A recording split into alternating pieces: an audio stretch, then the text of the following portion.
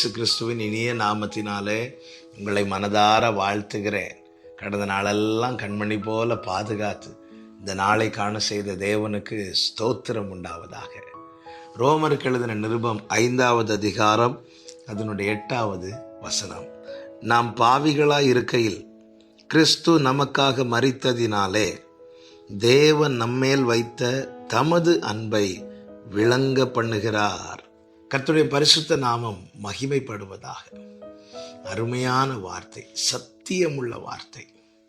நாம் பாவிகளாய் இருக்கையில் கிறிஸ்து நமக்காக மரித்தார். தம்முடைய மரணத்தின் மூலமாய் தேவன் நம்மேல் வைத்த அன்பை விளங்க பண்ணினார், விளங்க பண்ணுகிறார்.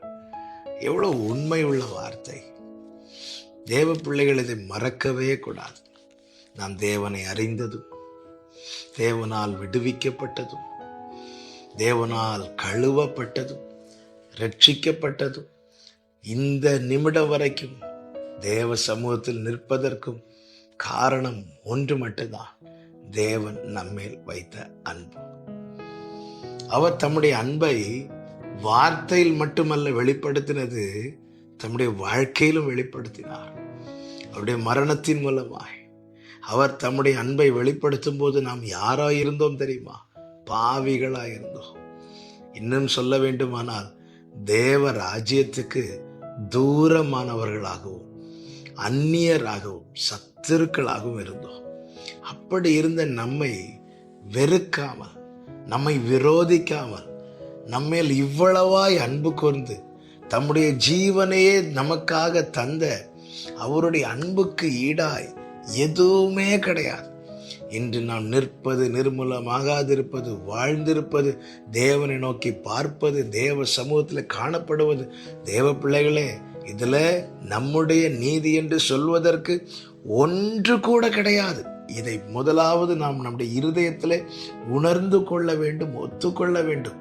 இதற்கு காரணம் ஒன்றே ஒன்று மட்டுமே, என் ஆண்டவராகிய இயேசு கிறிஸ்து எனக்கு பாராட்டின கிருபை, என் மேல் வைத்த அன்பு. இதை மறந்து விடவே கூடாது. இதே ரோமர் 5வது அதிகாரத்தில் 1வது வசனம் 2வது வசனங்களில் எப்படி சொல்லப்பட்டிருக்கிறது? நம்முடைய கர்த்தராகிய இயேசு கிறிஸ்து மூலமாய் தேவனிடத்தில் சமாதானம் பெற்றிருக்கிறோம். அவர் மூலமாய் நாம் இந்த கிருபையில் பிரவேசிக்கும் ஸ்லாக்கியத்தை விசுவாசத்தினால் பெற்று நிலை கொண்டிருந்து தேவ மகிமை அடைவோம் என்கிற நம்பிக்கையினாலே மேன்மை பாராட்டுகிறோம். எவ்வளவு அருமையான வார்த்தை.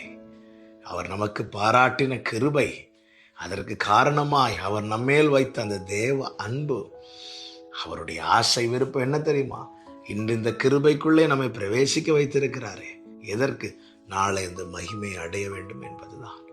அவருடைய அன்பு என்பது மகிமை வரையிலும் தொடருகிற அன்பு. ஆமே, நாம் கிருபை பெற்று கொண்டதும் நாளை மகிமை அடைய போவதற்கும் காரணம் என்ன தெரியுமா? தேவ அன்பு. இந்த அன்பை கொண்டாடணும், இந்த அன்பை கனப்படுத்தணும், இந்த அன்புக்கு துரோகம் பண்ணக்கூடாது. நன்றியுள்ளவர்களாய், உண்மையுள்ளவர்களாய், அன்பு கூறுகிறவர்களாய் தேவ சமூகத்தில் காணப்பட தேவன் கிருபை செய்வாராக. ஜெபிக்கலாமா? எங்கள் நல்ல தகப்பனே, எங்கள் மீது நீங்க வச்ச அன்பு அதற்கு ஈடு இணையே கிடையாது. அந்த அன்பினால் இன்று கிருபையில பிரவேசிக்க வைத்திருக்கிறீர்.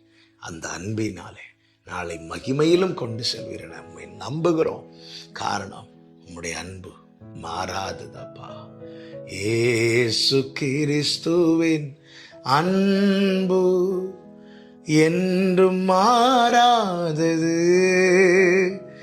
இயேசு கிறிஸ்துவின் மாறா கிருபை என்றும் குறையாதது.